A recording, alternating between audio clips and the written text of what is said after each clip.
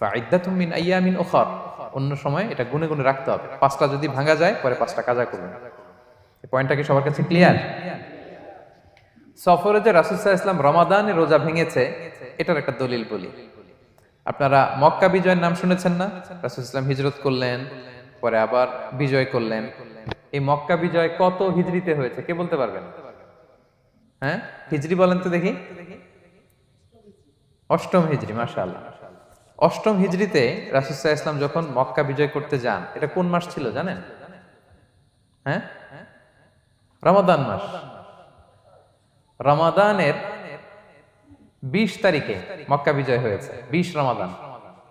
তো রাসূল সাল্লাল্লাহু আলাইহি ওয়াসাল্লাম মদিনা থেকে মক্কায় যাচ্ছেন বিশাল বাহিনী নিয়ে।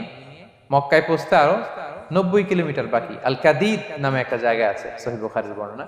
ওই কাদিদ নামক জায়গায় রমাদানে রাসূল সাল্লাল্লাহু আলাইহি ওয়াসাল্লাম রোজা ভেঙেছিলেন, ওটের উপর বসে ঢকঢক করে পানি খেয়েছিলেন, যাতে সবাই দেখে। কারণ সবাই ভাববে রমাদানের রোজা রাখবো কি রাখবো না, সবাই আলাদা করে বলতে অনেক সময় লাগবে। রাসূল সাল্লাল্লাহু আলাইহি ওয়াসাল্লাম একটা উঁচু জায়গায় সবাইকে দেখে ওটের উপর পানি খেয়ে ফেললেন। ফলে রাসূলের দেখা দেখি সব সাহাবারা পানি খেয়ে রোজা ভেঙে ফেললো। এটা কোন মাস ছিল?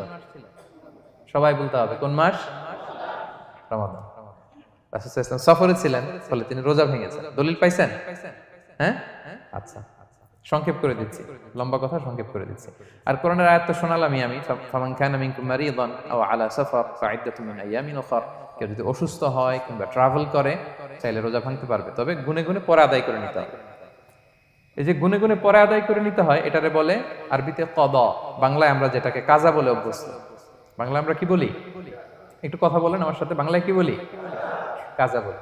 তো আপনি অসুস্থতার কারণে যদি রোজা ভেঙে ফেলেন, পরে এগুলো